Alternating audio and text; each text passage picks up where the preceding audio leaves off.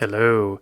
In the Crown of Aragon 639 years ago, it was April 22nd, 1387.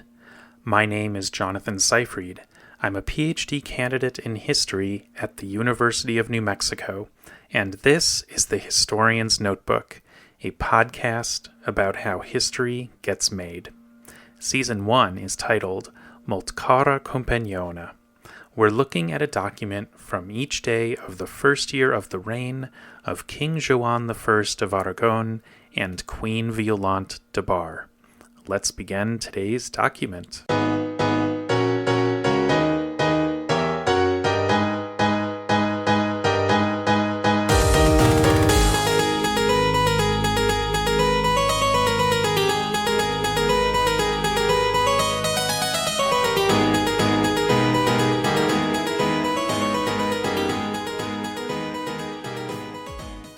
Today's document comes from the Secret Seal Register of Violant. And, okay, we're here at the end of April. And we know that pretty soon we're going to be seeing documents in which Violant finally is revealing that Joan's illness has become very dire. So, for example, we have on April 27th a letter that Violant writes to a bunch of monasteries saying Joan has been sick for what she calls a long time. Please pray for him. And then we have a document from Joan himself dated April 29th in which he's summoning a doctor. We have then a document on May 4th in which Violant is saying that Joan had a curse or sorcery put on him. And then on May 5th, we have a document from Violant saying that the doctors had given up hope and that there had been last rites administered to Joan. But in the end, Joan does pull through, but the question is, when did this most dire episode begin? Has Joan been ill the whole time? Remember, we had a letter in which Joan said that he physically was not able to sign a document. That was on February 20th. That was episode 58 of the podcast. So, what has Joan's condition been this whole time? Well, we're coming into a period here, this kind of 20-day period, I guess you could say, the end of April and into May, where we know for sure that Joan is very, very sick. And so it'll be interesting to see how much of the archival record is going along as normal. We could kind of see this in the period in January when Joan was not able to make it to Barcelona at the very commencement of their reign on the day that his father, Pere the Ceremonious, died, and Violant was there in Barcelona to begin their reign in the capital. The archival record, if you were just to kind of look at the itinerary that Daniel Girona y Llagostera put together, remember he was the one who decided to make it a project for several of the monarchs of the Crown of Aragon in the medieval period to track where they were each day by just listing out, and he did some document transcriptions too, but he listed out for every single day a document and a location. So if you're just looking at his work, it doesn't appear that Joan has any debilitating illness at all because there's a document for every day, although there is an exception, which is that Daniel Girona y Llagostera, he could not find a document for a day that's actually coming up, May 5th.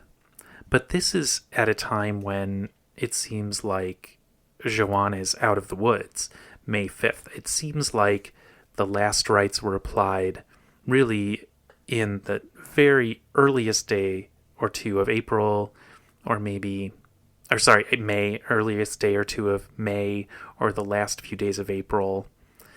So, well, I don't know. I mean, maybe the absence of a letter or document dated May 5th is some kind of an indication that maybe on one particular day earlier on, how are these things dated? Are they dated literally the day that Joan takes action on them? Joan is not writing them himself. It seems really clear that some of these documents are like boilerplate, and there's no need for Joan to dictate them. They're just deploying the scribes and the court officials. They're just deploying the usual language because the case is just a standard case. We've seen examples of that where I just kind of say, oh, it's another humdrum letter. So when is it Joan who's actually there in the document? And when is it the court officials and the scribes that are just doing the boilerplate, showing it to Joan, and in some cases he doesn't even sign it, like that document from February 20th, but he just gives it the thumbs up. And in other cases he is strong enough to write his own signature. But when? How much of Joan's disability has been papered over? Like literally. That's how they're concealing his disability, through writing on paper. And we're about to see this in a pretty dramatic fashion from Violant, because in the letter that's coming up really soon, it's on April 27th, Violant is telling a very different story than the one she told just yesterday, April 21st, when she was writing to a worrisome figure named, well, worrisome in the Count of Armagnac is not a worrying person, it's that he is dangerous. And so she's telling him that Joan is convalescing. I talked about this yesterday. Okay, all of this is to say that even though today we have a document that seems rather humdrum and nothing all that remarkable about it, it's really important to try to pick out anything that might be a clue as to when Joan really takes a dive. When does his illness get serious? I don't think we see anything in this particular letter for today that indicates it. But you know what? Let's just notice something, that there's something unusual about today's document, which is that there's a lot of empty space on the page. So, I mean, is that an indication of something kind of, disruptive going on in the lives of the royal family, of the scribes? I think we see empty spaces in registers at other times too, so let's not, read into it. But it is just interesting to note that although in the content of this letter, there doesn't seem to be anything that's like tipping off that there's trouble, the fact that we've got some kind of unusual empty space on the page might be just kind of worth thinking about in the context of what we're going to be hearing the next few days. Now, usually I don't spend a ton of time trying to find other information in the registers because there's only so much time that I have. I can't read every single document from every single day. But for this particular time period, starting now, I'm really trying to find everything.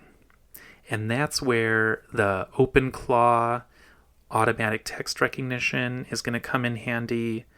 That's where I'm just going to be flipping around, sometimes a little bit randomly in different registers, just trying to find something that maybe the other historians have not really noted yet, and trying to put it together, because other historians have mentioned that Joan was very ill at this time, but because they haven't had the same method as what I'm doing, which is looking at it day by day, they're not really, they decided to fight other battles. They're focusing on other things, longer term explanations, and I'm looking at this shorter term. I wouldn't really call this microhistory, but it is definitely a different kind of periodization than what you typically find. And so it's important to me to understand how we can maybe answer this question of when Joan's health got dramatically worse. So I am reading around a lot more than usual, and hopefully I'll have enough time to find some additional things beyond what other historians have found in terms of trying to get a more minute explanation, a better, more detailed timeline about this incident that, was understandably quite terrifying for everybody involved. All right, the document for today actually continues a thread that we have encountered before.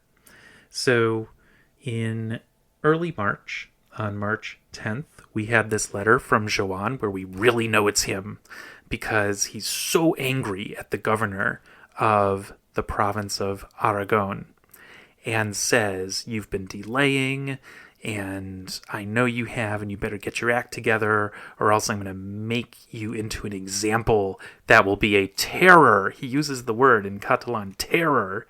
That's the word. It's a cognate. "You'll be a terror to others." And what is it that he's mad about? The governor of Aragon has not confiscated 2 properties from Bernat de Fortià, Sibylla de Fortià's brother. And so then the next day, Violant wrote to the same person, the governor of Aragon, saying, in softer tones, "There's no reason for you to be delaying." And then, on March 28th, there's a letter from Violant to her treasurer instructing the properties that were mentioned in those earlier letters to be handed over to a certain Bernat Villea, who has been connected to the staff of the Dauphin, Violant and Joan's son, Jaume. So we know they're the same properties because Violant names them. And today, April 22nd, so it's like more than a month, well, no, just under a month later,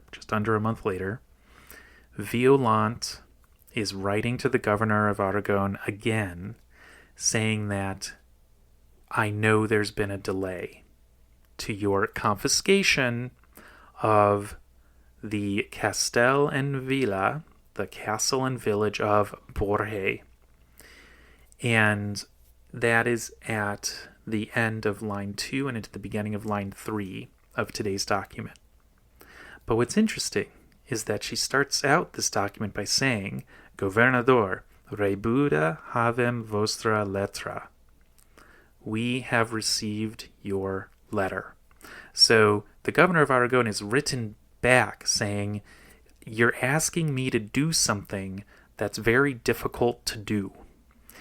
And how do I know that? It's because at the end of this letter, Violant reveals something about why this has been difficult. It's the third to last line of the letter, and it says, "Comperrau dels bandos que son en aqueix regne. Because of the reason of the bandos, we're going to talk about that word, that are in this realm. Bandos. I went to the Diccionari Català Balearic Valence. I always mess up the name of this. I'm looking at it now. The Diccionari Català Valencia Balear. The Dictionary of Catalan, Valencian, Balearic. It's a website that is hosted by the Institut d'Estudis Catalans and the Institució Francesc de Borja Moll. And this is like, and I've mentioned it a couple times, it's like the Oxford English Dictionary for Catalan, Valencian, and Balearic. And so you type a word in there, and it gives you its oldest attested usage as well as a definition. So when you type in bandos into the Diccionari Català, what you get are some usages that clearly associate bandositat with banditry, like the cognate, factions, armed groups. This is not just saying that there's political parties. Nope. There are armed people who resist. And so that is the reason that the governor of Aragon is saying that he cannot carry out the confiscation that he has been ordered to do, and that Joan got so mad at him about back on March 10th. So here we are seeing that even in the province that the entire kingdom is named after, in the province of Aragon, there is just outright defiance to the will of the king, that the governor's authority is not enough to carry out orders. At least that's what he's saying. I mean, certainly if there's no actual bandits that are a problem, he, would certainly, benefit from saying there are.